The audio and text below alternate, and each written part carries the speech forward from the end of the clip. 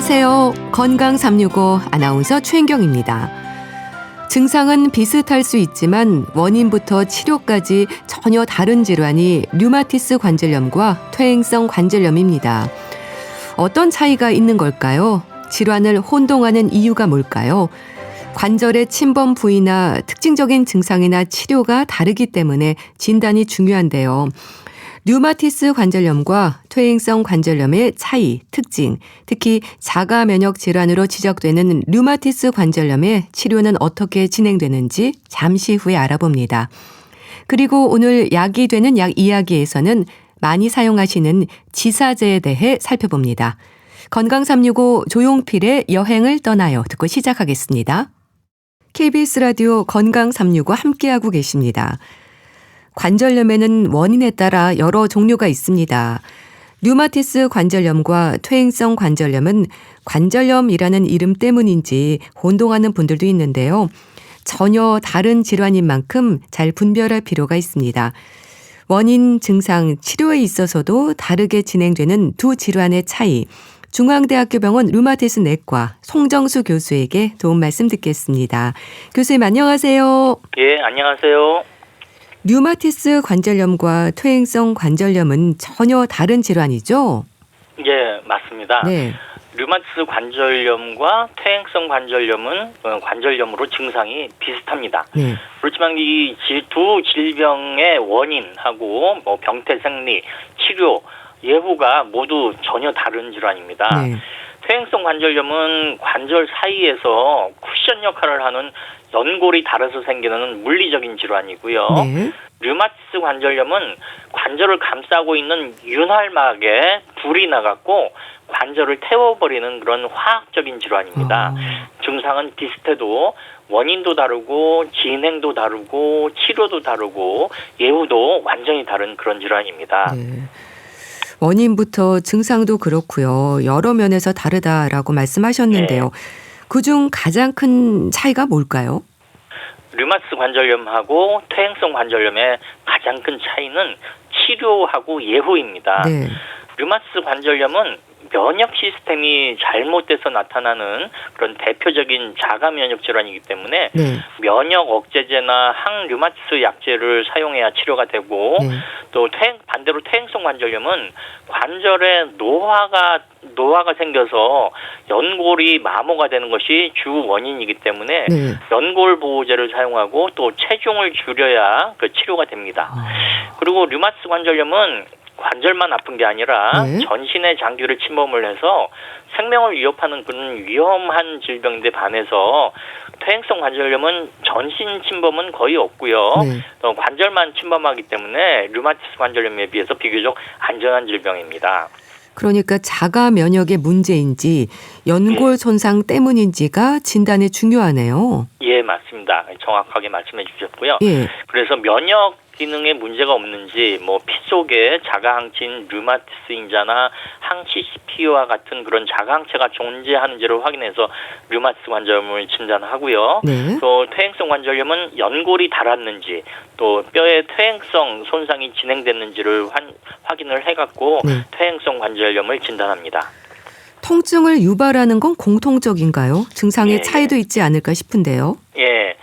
류마티스 관절염하고 퇴행성 관절염은 다 통증을 일으키죠. 근데 그 통증에도 좀 미세한 차이가 있습니다. 네. 그 류마티스 관절염의 가장 처음 증상은 아침에 손이 이제 뻣뻣해지는 증상이에요. 네. 그 증상을 이제 조조강직 또는 아침강직 그렇게 부릅니다. 네. 그러다가 병이 좀 더 진행이 되면 손가락이 붓게 되고 관절 주위 피부가 빨갛게 달아오르기도 하고 그래서 관절을 만지면 아프고 또 나중에는 관절을 움직이기 힘든 그런 관절 운동 장애 증상들이 점차 진행이 되면서 생길 수가 있어요. 네. 그리고 조조강직 뻣뻣한 게 생기게 되면은 류마티스 관절염을 의심을 해야 됩니다. 그런데 퇴행성 관절염에도 류마티스 관절염하고 비슷하게 이런 조조강직이 생깁니다. 근데 퇴행성 관절염에서 생기는 조조강직은 보통 10분 미만 잠깐 왔다가 풀리는 특징이 있는데 류마티스 관절염은 보통 이 강직의 시간이 1시간 이상 계속 진행되는 그런 특징이 있어갖고 그런 차이가 조금 있습니다. 네. 의심 증상으로 볼 때 조조강직으로 아침에 뻣뻣한지 여부도 중요한 것 같은데요. 류마티스 관절염에서 조조강직 현상이 나타나는 이유가 뭔가요? 예. 아침에 조조강직이 생기는 원인은 네. 밤 사이에 우리 혈관이 확장이 됩니다. 온몸에 혈관이 확장이 되면은 이 손가락 관절에 염증이 생기게 되는데 그 염증이 있는 부위에 혈관이 확장되면 혈관 내에 있던 물 성분이 관절 내로 이동을 하게 돼요. 혈관 확장이 되면서. 그래서 관절에 물 성분이 점점 더 많이 차게 되면서 네. 관절이 팽창이 되는 거죠. 뻣뻣하게 팽창이 된 증상이 생깁니다. 그러다가 이제 더 진행이 되게 되면은 손가락이 더 붓게 되고 또 아프게 되고 움직이지 못하는 증상들이 점차 진행되면서 생깁니다. 네. 그래서 염증이 심하면 심할수록 오랜 시간 동안 조조강직이 진행되기 때문에 조조강직의 시간이 류마티스 관절염의 질병 활성도를 평가하는 방법으로도 사용됩니다. 네, 조조강직 현상이 나타나고요. 또 류마티스 관절염은 여러 관절이 동시에 붓기도 한다고 들었습니다. 예, 맞습니다. 류마티스 관절염의 대표적인 특징이 다발성 관절염입니다. 네. 손가락에 여러 관절이 아프면서 동시에 손목, 팔꿈치, 무릎, 발목, 발가락 이런 여러 관절이 동시에 그리고 또 오른쪽과 왼쪽 양쪽이 모두 붓고 아픈 게 류마티스 관절염의 특징입니다. 네. 반대로 퇴행성 관절염은 오른쪽이나 왼쪽 아프고 한쪽 관절을 침범하는 것이 특징이고 그것이 또 감별점이기도 합니다. 관절을 침범하는 부위에서도 차이가 있지 않나요? 예, 맞습니다. 류마티스 관절염은 손가락을 가장 많이 침범을 하지만은 퇴행성 관절염은 주로 무릎을 많이 침범합니다. 그래서 류마티스 관절염은 손가락, 손목, 무릎, 발목, 발가락 이런 작은 관절부터 시작되지만은 퇴행성 관절염은 주로 무릎이나 허리, 어깨 그런 큰 관절에서부터 시작됩니다. 그래서 류마티스는 작은 관절, 퇴행성은 큰 관절 이런 차이가 있죠. 네. 퇴행성 관절염은 무릎, 허리, 고관절, 손가락 여기저기에서 발생하지만 류마티스 관절염은 손이나 손목처럼 작은 관절부터 시작이 되는 거네요. 예, 맞습니다. 손가락이나 손목처럼 작은 관절에는요, 관절을 감싸고 있는 윤활막이 상대적으로 많이 존재하는데요. 이 류마티스 관절염은 이 작은 윤활막에서부터 염증이 시작되기 때문에 손가락이나 손목을 가장 많이 침범하게 됩니다. 이 작은 관절에 염증이 시작되면 비교적 빠른 시간에 뼈가 파괴가 되면서 손가락 모양이 변형되기 시작합니다. 그래서 시간이 지나면서 손가락과 손목뿐만 아니라 또 팔꿈치, 어깨 그런 데도 진행을 하면서 관절 변형으로 진행을 할 수가 있습니다. 말씀 주신 증상으로도 두 질환을 구분할 수 있겠어요? 구분이 그리 쉽지는 않습니다. 그런가요? 저와 같이 한 30년을 류마티스 질환원 그 전문가도 류마티스 관절염과 퇴행성 관절염을 증상만 딱 보고 한눈에 이렇게 구분하기가 어려울 때가 있어요. 그렇군요. 근데 류마티스 관절염은 관절만 아픈 것이 아니라 이제 피로감도 생기고 뭐 식욕부진도 생기고 체중도 감소하고 폐질환, 혈관질환 이런 여러 증상이 동반되기 때문에 증상을 잘 물어보고 또 듣기도 잘 들어보고 물어보기도 잘 물어보고 또 피 검사도 하고 엑스레이 찍고 관절 초음파 검사, 전신 골 스캔 등 이런 정밀 검사 결과를 보면은 거의 검사를 하면 100% 류마티스 관절염하고 퇴행성 관절염은 감별할 수가 있습니다. 네. 류마티스 관절염은 관절뿐 아니라 피로감, 식욕부진 등 여러 가지 증상으로 이어질 수 있다는 것도 기억하시면 좋겠네요. 예, 맞습니다. 여러 검사를 하는 것 같은데요. 진단을 위한 검사도 다른가요? 예, 다릅니다. 관절이 아플 때 가장 흔한 병이 이제 퇴행성 관절염하고 류마티스 관절염인데요. 이 두 질환을 감별 진단하기 위해서는 엑스레이 검사, 혈액 검사, 초음파 검사 뭐 이런 다양한 검사를 시행을 해서 감별을 해야 됩니다. 근데 이제 퇴행성 관절염이 먼저 의심이 된다 그러면 증상을 확인한 다음에 침범된 관절, 즉 뭐 무릎이나 손가락, 발가락 뭐 그런 엑스레이 찍는 것만으로도 이미 좀 진행이 된 사람은 엑스레이만으로도 진단을 쉽게 할 수가 있습니다. 그런데 류마티스 관절염에는 엑스레이보다 사실은 혈액 검사가 더 중요해요. 그래서 혈액 피를 뽑아 보면은 염증 수치가 증가하고 또 류마티스 인자, 뭐 항시 시피항체 이런 자가항체가 양성으로 나타납니다. 네. 그리고 엑스레이는 초기에는 다 정상으로 나와요. 그래서 엑스레이보다 더 초기에 발견하는 그런 해외학과에서 시행하는 전신 골스캔이라고 하는 특수 관절염 검사를 하면은 엑스레이에 발견되지 않는 초기 관절염을 찾아낼 수가 있어요. 그래서 엑스레이도 하고 피 검사도 하고 관절 초음파 검사, 전신 골스캔 이런 다양한 검사를 통해서 류마티스 관절염과 퇴행성 관절염을 감별을 할 수가 있습니다. 류마티스 관절염 여부를 확인하기 위한 추가 검사도 필요하겠다 싶은데요.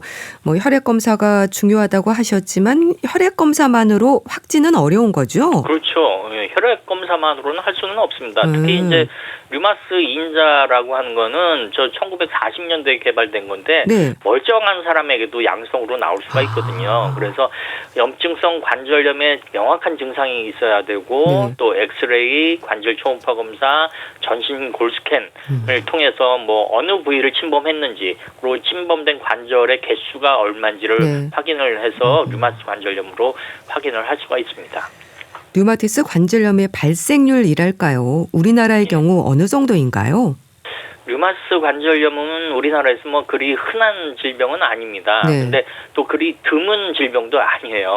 그래서 류마티스 관절염은 전 세계의 모든 인종에 의해서 골고루 발생하는 질병이고요. 우리나라에서도 외국과 비슷하게 유병률이 1% 정도 된다고 해요. 우리나라 인구를 4,700만 명으로 볼 때 약 1% 47만 명의 환자가 류마티스 관절염을 앓고 있다고 이렇게 추정을 할 수가 있죠. 나이나 남녀 차이도 있을까요? 예, 있습니다. 류마티스 관절염은 중년의 여자에게서 가장 많이 발병합니다. 그런데 환자의 한 30% 정도는 남자예요. 그래서 중년의 남자라도 관절이 아프다면 먼저 퇴행성 관절염을 의심을 해야 되겠지만은 류마티스 관절염의 가능성도 염두에 두어야 됩니다. 그리고 또 소아 류마티스 관절염이라는 게 있어요. 16세 미만의 소아가 6주 이상 특별한 원인이 없이 여러 관절에 관절염이 생기는 질병을 소아 류마티스 관절염이라고 그러는데 이런 초등학생이나 중학생에도 이런 소아 류마티스 관절염이 생길 수가 있어요. 그래서 결론적으로는 류마티스 관절염은 뭐 중년의 여자에게 잘 걸리는 질병이지만 남녀, 노소 누구에게나 생길 수 있는 그런 질병으로 알고 계셔야 합니다. 그런데 류마티스 관절염 진단을 받기까지 시간이 걸린다는 지적도 있던데요. 네, 맞습니다. 퇴행성 관절염하고 류마티스 관절염 모두 이제 중년의 여자에게 잘 생기는 공통점이 있는데요. 이 퇴행성 관절염의 발생 비율이 류마티스 관절염의 발생 비율보다 한 20배 정도 더 높아요.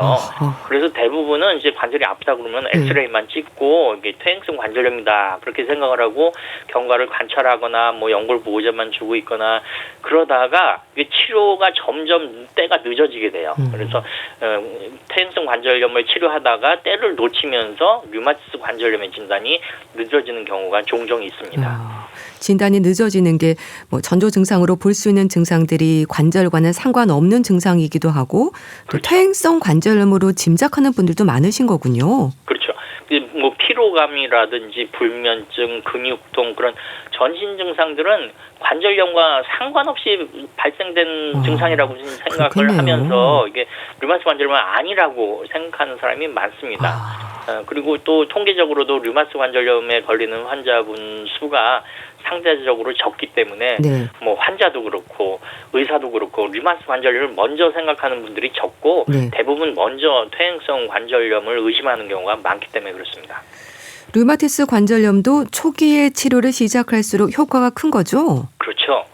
류마티스 관절염의 치료 시기가 늦어지면요. 관절이 붓고 관절이 변형이 되고 그에 따라서 관절 기능 장애를 일으키는 현상을 되돌이킬 수 없는 그런 불가역적인 상태로 변형될 수가 있습니다. 그래서 관절염 증상 발생 후에 제대로 진단받지 못하고 치료받지 못하고 2년이 지나게 되면은 관절이 돌아올 수가 없어요. 관절 변형도 생기고 관절 기능 장애가 발생되기 때문입니다.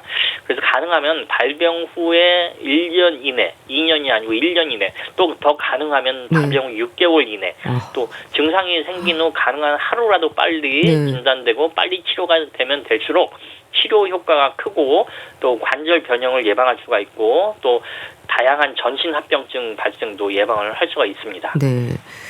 빨리 진단을 받고 치료를 해야 된다는 건데요. 예. 늦게 진단되면서 염증의 정도라든지 질환의 활성도가 높으면 전신 증상이 동반될 수 있다는 것도 맞는 얘기인가요? 예, 맞습니다. 류마티스 관절염이 이제 손에 먼저 발병이 되고 뻣뻣해지고 뭐 염증이 생깁니다. 근데 제대로 치료하지 않고 방치가 되면은 손가락도 붓고 또 관절도 아프지만은 다른 관절 외 증상이라고 하는 증상이 생겨요. 그래서 몸에 염증 반응 물질이 계속 피를 타고 돌면서 피로감이라든지 좀 불면증, 수면 장애, 근육통, 또 열이 나는 거, 또 밥맛이 없어지게 되고 우울증도 아프면 우울해지잖아요. 그렇죠. 우울증, 또 폐렴, 늑막염, 협심증, 심근경색증, 뭐 관상동맥병, 부정맥, 빈혈, 뭐 구강건조증, 안구건조증, 골다공증, 뭐 이런 다양한 장기로 합병증이 일어날 수가 있어요. 그래서 이런 합병증으로 인해서 류마티스 관절염 환자의 수명이 3년에서 7년 정도 짧아질 수 있다고 그랬습니다. 그래서 한마디로 류마티스 관절염은 단순히 관절만 아픈 병이 아니라 생명을 위협하는 전신성 질병이다. 이렇게 얘기를 할 수가 있습니다. 그런 만큼 만성 염증에 대한 적극적인 치료가 필요할 텐데요. 류마티스 관절염 치료의 핵심이랄까요? 네. 류마티스 관절염의 치료의 핵심은 면역 기능을 관리하고 염증을 조절하는 것입니다. 당뇨병 환자들은 혈당을 관리하고 고혈압 환자들은 혈압을 관리하듯이 류마티스 관절염 환자들은 면역 기능과 염증을 관리해야 됩니다. 그래서 그러기 위해서 이제 소염제나 스테로이드, 항류마티스 약제, 뭐 생물학적 제제 이런 다양한 약물로 류마티스 관절염에 의한 염증을 깔아앉히고 조절해갖고 질병이 진행되는 것을 막게 하는 것이 바로 류마티스 관절염 치료의 핵심입니다. 항류마티스 약제도 다양해졌다고 들었습니다. 예. 최근에 이제 작용 기전이 다른 여러 종류의 항류마티스 약제들이 개발돼서 많이 사용이 되고 있습니다. 이런 항류마티스 약제는 자가 항체를 만들거나 염증을 일으키는 세포의 기능을 약화시켜갖고 자가 항체를 만들지 못하게 뿌리를 잡는 그런 염증을 일으키지 않게 하는 약물입니다. 비스테로이드 소염제나 스테로이드가 이미 일어난 염증을 끄거나 줄이는 역할을 하는 것이라면은 항류마티스 약제는 면역 억제 효과로부터 아예 염증을 일으키지 않게 하는, 불이 나지 않게 하는 것이 항류마티스 약제의 특징입니다. 약물 치료를 통해서 염증을 조절하고 관절 손상이 진행되는 걸 막아주는 건가요? 그렇죠. 항류마티스 약제, 뭐 소염제, 스테로이드 이런 거를 사용을 하면은 염증이 조절이 됩니다. 염증이 조절이 되면 관절 손상이 진행되는 걸 막을 수가 있죠. 그래서 1차 약물 치료로 잘 하면은 류마티스 관절염 환자의 한 70% 정도에서는 관절이 아프지 않게 되고 또 관절이 변형되는 걸 막을 수가 있고 질병이 진행되지 않고 편안한 상태가 되는 관해 상태라고 하는 것을 유지를 할 수가 있습니다. 그렇지만 약 30%의 환자에게서는 그런 1차 항류마티스 약제에 잘 반응하지 않는 경우가 있는데요. 이런 경우에는 2차 치료제인 뭐 생물학적 제제나 표적 치료제를 사용해야 합니다. 주사제인 생물학적 제제나 표적 치료제에 대한 관심도 높지 않나요? 예, 많이 높습니다. 생물학적 제제라고 하는 거는 2000년대 초반에 개발된 약물인데요. 우리가 흔히 1차로 사용하는 이제 항류마티스 약제에 반응하지 않는 난치성 류마티스 관절염 환자에게 사용합니다. 주로 이제 정맥 주사나 피하 주사로 투여하는 약물인데요. 이 생물학적 제제는 류마티스 관절염에서 효과가 매우 뛰어납니다. 그래서 많이 사용되고 있는데요. 부작용으로 혈전증이나 결핵 감염, 또 대상포진 이런 부작용 위험이 보고되고 있어서 그럼 부작용을 감시하면서 환자에 따라서 맞춤형으로 또 류마티스 내과 전문의에 의해서 사용이 되어야 됩니다. 그리고 최근에 개발된 치료제는 먹는 생물학적 제제인 표적 치료제라는 약이 있어요. 이는 가장 최근에 나온 항류마티스 약제인데요. 1차 항류마티스 약제의 효과가 없거나 또 생물학적 제제를 사용을 해도 효과가 없거나 또 부작용이 생겨서 그런 기존의 1차 약을 쓰지 못하는 경우에 좀 더 힘든 난치성 류마티스 관절염 환자에게 사용을 할 수가 있습니다. 그래서 이 표적 치료제는 그 치료 효과가 1차 항류마티스 약제나 또는 일부 생물학적 제제보다 훨씬 좋다고 알려져 있어서 최근에 좀 많이 사용되고 있습니다만 좀 가격이 비싼 게 좀 문제입니다. 여러 약물 치료에 대해서 말씀 주셨는데요. 이렇게 상태에 따라서 치료를 잘하면 일상의 불편이라든지 통증 없이 지낼 수 있는 건가요? 예, 맞습니다. 류마티스 관절염의 초기부터 진단을 잘 받고 치료를 잘 받아서 관절 기능을 잘 유지하고 또 합병증으로 생기는 관절외 증상도 예방을 한다면은 일상생활에는 아무 문제 없이 잘 생활할 수가 있습니다. 제 환자들도 대부분 다 그렇게 큰 문제 없이 다 활동을 잘 하고요. 그런데 초기에 진단을 잘 못하고 진단이 늦어지고 또 치료도 못해갖고 이미 관절 변형이 생기고 관절 기능 장애가 생긴 경우라면 치료도 어렵고 또 관절 기능 장애로 일상생활에도 지장을 줄 수 있기 때문에 류마티스 관절염은 조기 진단과 조기 치료가 아주 중요합니다. 네, 잘 들었습니다. 오늘은 류마티스 관절염, 특히 퇴행성 관절염과의 차이에 대해서 알아봤는데요. 중앙대학교 병원 류마티스 내과 송정수 교수였습니다. 감사합니다. 예, 감사합니다. KBS 라디오 건강 365 함께하고 계신데요. 김현철의 춘천 가는 기차 듣고 다시 오겠습니다. KBS 라디오 건강 365 함께하고 계십니다. 약이 되는 약 이야기, 소비자 콘텐츠 연구소 이주영 소장 연결합니다. 안녕하세요. 네, 안녕하세요. 배탈, 설사, 흔한 증상이죠? 네, 아무래도 덥다 보니까 이 여름철에는 차가운 음료나 아이스크림, 과일 같은 익히지 않은 음식들을 먹는 것이 늘어나고요. 그런데 보통 때는 괜찮지만 이런 음식들에는 대장균이나 포도상균 등의 각종 유해균이 존재하기 마련입니다. 그래서 위장이나 대장의 상태가 평소에 좋지 않거나 혹시 이 몸의 저항력이 약해져 있는 상태라면 이 세균의 침입에 저항하지 못해서 장염이나 위염을 일으킬 수 있습니다.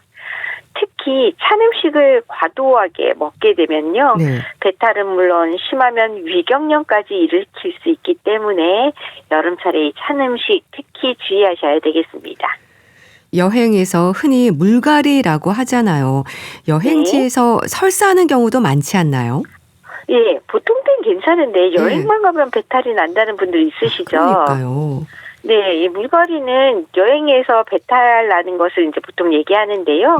이게 평소와 다른 물이나 음식을 섭취하기 때문에 발생합니다. 이게 조사를 해보니까요. 여행 중에 물갈이를 경험한 적이 있는가라는 질문에 응답자 중에 89.9%가 있다라고 답했대요. 그러니까 대부분이 겪는 건데요. 이게 왜 여행지에서 이런 설사가 자주 생기느냐. 이게 평소에 내성이 생기지 않은 세균이 몸 안에 침투해서 장에 염증을 유발할 수 있기 때문입니다. 그러니까 내가 항상 먹던 물, 항상 먹던 음식이 아닌 다른 음식을 만나니까 여기에 평소에 내가 경험하지 못했던 세균이 묻어 있을 수 있는 거죠. 그래서 이렇게 평소에 내가 경험하지 않아서 내성이 없는 그런 유해균이 몸속으로 침투를 하게 되면요. 대개는 하루 3번에서 5번까지 설사가 막 나지만 이게 한 3, 4일간 지속되다가 점점 괜찮아집니다. 적응을 하기도 하고 이겨내기도 하는 건데요. 그런데 아주 심한 경우에는 이 복통만 있는 게 아니라 열까지 나면서 탈수까지 겪기도 합니다. 특히 이제 어린아이들, 그리고 노약자, 또 어디가 아파서 면역 기능이 저하된 사람들이 더 심할 수 있는데요. 이 설사로 인해서 탈수가 심하면 위험한 상황이 될 수도 있고요. 네. 이게 여행지에서 겪기도 하고 때로는 여행에서 돌아와서 생기기도 합니다. 설사를 유발하는 약물도 있다고 들었습니다. 예. 이게 음식만이 설사를 유발하는 게 아니라 약 때문에 설사가 생기는 경우도 있는데요. 네. 제가 실제로 본 사례인데 이 퇴행성 관절염 약을 지속적으로 복용하시던 분이 당연히 거긴 진통제가 들어가 있으니까 그 안에 위장약을 같이 처방을 받았어요. 네. 근데 이 위장약 때문에 이 만성 설사, 한 달 이상 지속되는 이 설사가 생겼는데 네. 이분이 약은 전혀, 이 퇴행성 관절염하고 설사는 전혀 다르다라고 생각을 하고 계속 약국에서 지사제만 사 먹던 거예요. 근데 이제 한 달이 넘어가니까 이제 먹을 때는 약물 지사제를 먹을 때는 좀 괜찮아졌다가 또 그러고 하니까 그때 물어보셔서 아차 하고 이제 이 위장약을 변경하도록 도와주렸는데 네. 그러고 나서 괜찮아지신 경우입니다. 네, 이게 사실 이 변비약의 가장 흔한 부작용이 설사인 거 아실까요? 변비약이 과도하면 설사가 생길 수 있고요. 반대로 이제 지사제의 가장 흔한 부작용은 변비. 이 변비 설사 같은 거는요. 네. 많은 약에서 나타날 수 있는 비교적 흔한 부작용입니다. 그런데 이게 이제 그 진통제 때문에 들어간 위장약 때문에 생길 수도 있고 변비약 성분 때문에 생길 수도 있지만 또 전혀 관계가 없어 보이는 항생제 때문에 생기기도 하고요. 뭐 심장에 생기는 부정맥 치료제, 혈압약, 당뇨약, 그리고 뭐 항우울제, 또 뭐 항암 치료 약물 같은 것들도 설사가 다 부작용이 기재되어 있기 때문에 이게 한 3-4일 정도의 일주일 이내의 짧은 설사가 아니라 계속 반복되는 일주일 이상 또는 한 달 이상을 우리 보통 만성 설사라고 하는데요. 한 달 이상 설사가 계속되면은 이렇게 먹는 약까지도 한번 꼼꼼히 살펴보셔야 됩니다. 항생제로도 설사를 일으킬 수 있는 거네요. 네, 항생제 설사는 사실 아이들한테서 많이 나타나는 경우가 흔한데요. 이 항생제라는 것이 세균을 죽이는 거잖아요. 그래서 이 세균을 죽이는 작용 때문에 우리 몸속에 들어온 유해균, 나쁜 균만 죽이는 게 아니라 우리 몸이 가지고 있던 원래 정상 세균층도 같이 죽어버립니다. 그러면 이 좋은 균들이 사실 하는 일이 나쁜 균이 못 자라게 억제하는 효과가 있었는데 좋은 균이 죽어버리면 나쁜 균이 장관 안에 자리를 잡게 됩니다. 그렇겠네요. 네, 그래서 이렇게 감염과 설사를 유발하는 기전입니다. 사실 요즘 갈수록 이제 항생제의 사용이 많아지니까 이 항생제 관련 설사의 빈도도 늘고 있는데요. 사실은 이게 이제 항생제를 한 가지 먹는 외래보다는 여러 가지 항생제를 같이 사용하는 입원 환자에서 비율이 높습니다. 그래서 병원에 입원해서 항생제를 사용하는 환자들의 5에서 25%까지, 그러니까 한 4명 중에 1명까지 최대 보고되고 있습니다.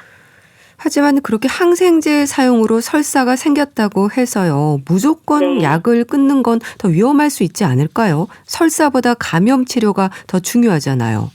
네, 맞습니다. 이게 항생제 사용으로 설사가 생기면요. 무조건 항생제를 끊는 것이 아닙니다. 왜냐하면 항생제를 사용한 목적, 이 감염증의 치료가 더 중요할 수도 있기 때문에 이때는 효과와 부작용에 대해서 저울질을 해야 됩니다. 예를 들어 폐렴 때문에 항생제를 쓰고 있었는데 설사가 났다. 이때는 폐렴 치료가 훨씬 더 중요하죠. 그렇죠. 예, 그래서 이 저울질을 해서 무조건 항생제를 끊는 것이 아니라 항생제를 교체하기도 하고요. 또는 기존의 항생제를 유지하면서 이 설사를 조절할 수 있는 약을 추가적으로 쓰기도 합니다. 네. 그렇게 드시는 약으로도 설사가 날 수 있고요. 우유를 마시면 설사한다는 분도 있거든요. 관련이 있을까요? 네. 우유 마시면 설사하시는 분들 많아요. 이걸 유당불내증 설사라고 하는데요.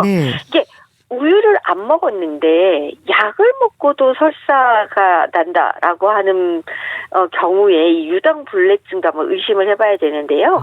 이게 아주 드물지만 이 약의 주성분과 관계없이 첨가제 때문에 설사를 하는 경우가 있습니다. 약을 이렇게 만드는 데 들어가는 여러 성분들이 있는데 그걸 첨가제라고 해서 요즘은 첨가제도 약 성분 표시에 다 표시를 해놓습니다. 근데 거기 이제 유당이 있으면 이 유당분해증, 유당분해 효소 결핍증이 맞는데요. 이 유당을 분해하지 못하는 분들은 약 때문에 설사를 날 수도 있습니다. 그래서 우유를 못 마신다고 한다는 분들이 대부분 해당이 되기 때문에 평소 유제품을 먹고 설사를 자주 했던 경험이 있다면 이 약을 먹을 때 한번 그 첨가제 성분을 한번 확인해 보는 것이 필요하고요. 네, 첨가제에 유당 이렇게 적혀 있는 것도 있지만 무수 유당이라고 적혀 있기도 하거든요. 그래서 이런 유당이라는 말이 적혀 있으면 피해 주시는 것이 좋겠습니다. 그래서 이렇게 설사로 힘들 때 찾는 게 지사제거든요. 네, 흔히 설사를 하면 이제 얼른 설사를 멈춰야 한다고 생각해서 설사를 멈추는 약인 이제 지사제 한자어고 보통 뭐 설사약 주세요도 더 많이 이야기를 합니다. 지사제를 사러 약국에 오시는 경우가 있는데요. 그러면 저는 이제 일단 뭐 때문에 설사가 생긴 것 같으세요? 하고 물어봅니다. 이게 뭐냐면 이게 설사를 그냥 딱 멈추기만 해서는 안 되는 경우가 있는데 이게 우리의 위장은 위험하다고 생각하는 음식이 들어오면 빨리 내보내려고 합니다. 흡수하지 않고. 왜냐하면 이게 잘못 흡수했다가 독성이 나타나면 안 되기 때문이죠. 그러니까 독성 위험이 있는 물질들이 들어왔다라고 판단을 하면 이거는 빨리 내보내야 돼라고 작동을 하게 됩니다. 예를 들어 매운 것을 먹었는데 설사를 한다면 사실 우리 위장은 매운 음식을 피하고 싶은 거죠. 그렇군요. 이 자극을. 술을 마시고 설사를 하셨다면 몸에서는 이 술을 독으로 인식한 거죠. 그래서 이게 빨리 나가라고 할 때 지사제를 써서 멈추게 되면 안 됩니다. 그래서 이게 무조건 지사제를 먹어서 멈춘다가 아니라 이게 뭐 때문에 설사가 생겼는지를 사실 본인이 제일 잘 알거든요. 뭐 먹었는지. 그래서 한번 잘 생각을 해보셔야 되고요. 그와 반대로 설사를 이렇게 너무 오래 방치하시는 분들도 계십니다. 아까 약 때문에 그 예를 들었는데요. 이게 대부분의 설사는 약을 안 먹어도 일주일 안에 괜찮아집니다. 3일에서 5일이고요. 그런데 이 일주일 이상 설사가 계속되면은 도대체 그게 뭐 때문에 생기는 건지 원인을 꼭 찾도록 해야 하겠습니다. 지사제도 말씀하셨지만 설사 치료에 사용하는 약도 다양하죠. 네, 지사제가 한 가지만 있는 건 아닌데요.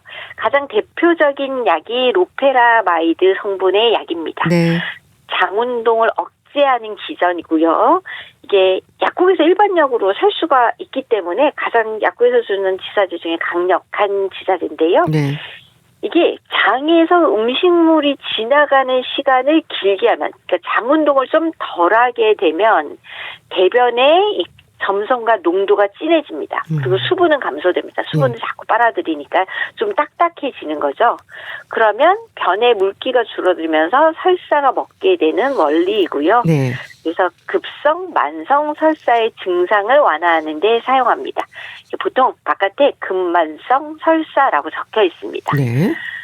처음 먹을 때는 2캡슐, 이게 한 캡슐에 로페라마이드가 2mg이 들어가 있는데 이 2개를 먹고 괜찮아지면 한 알로 줄입니다. 한 캡슐로 줄이고요. 이게 왜냐하면 계속 2알을 먹게 되면 오히려 변비가 유발될 수 있기 때문에 하나로 줄이고 설사가 멈추면 그만 먹으세요 하는 약입니다. 이 약은 약국에서 일반약으로도 나오지만 사실 병원에서 처방 나올 때도 이 약이 나오는 경우가 있거든요.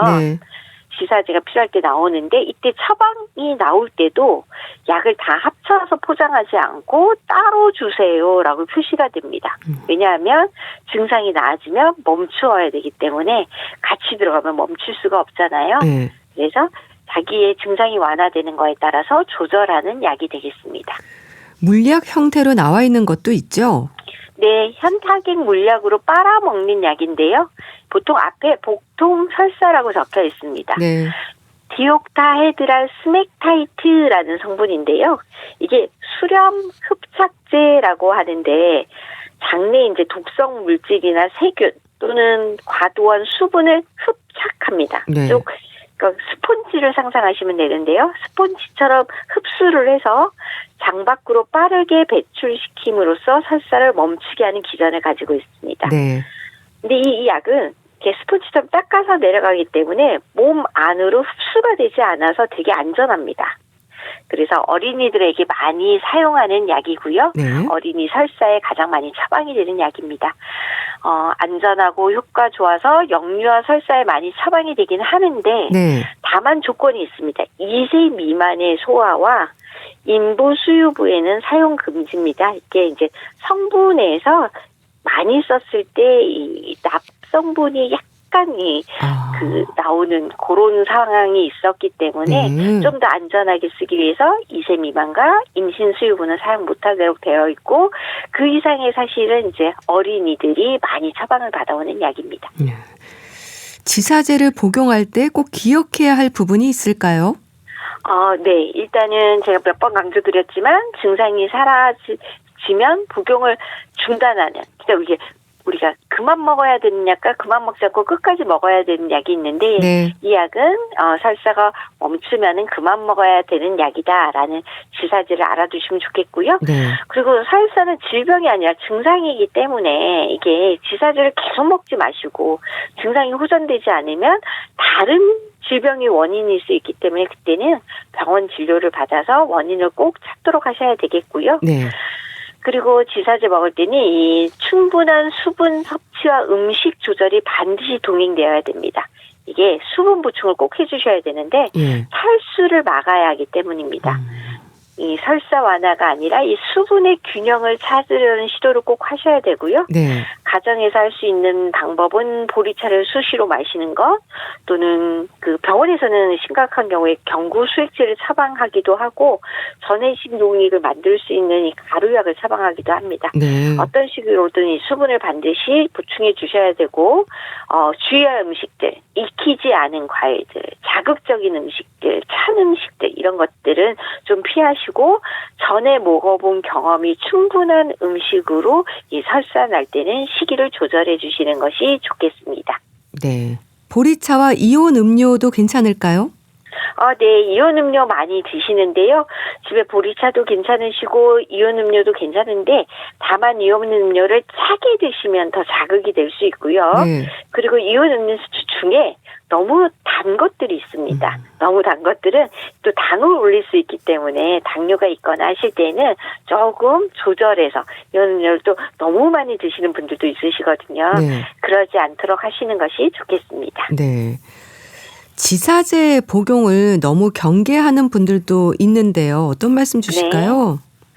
네. 지사제를 싫어하시고 네. 저한테는 뭘 물어보시냐면 정장제를 물어보시는 분들이 많으세요. 네. 예, 워낙 집에서 많고 또 장하면은 정장제 생각을 하시잖아요. 그래서 집에 있는 정장제 먹으면 도움이 되나요? 이 얘기를 많이 물어보시는데요. 네. 사실 도움은 될 수 있지만 이게 보조적인 역할입니다. 이렇게 정장제는 어쨌든 장내의 유익균의 증식을 돕고 유해균을 억제해서 장 건강을 개선하는 역할은 하지만 당장의 심한 설사나 복통을 바로 개선하지는 못합니다. 그래서 약간 증상이 개선된 이후에 사용하는 것이 더 효율적이고요.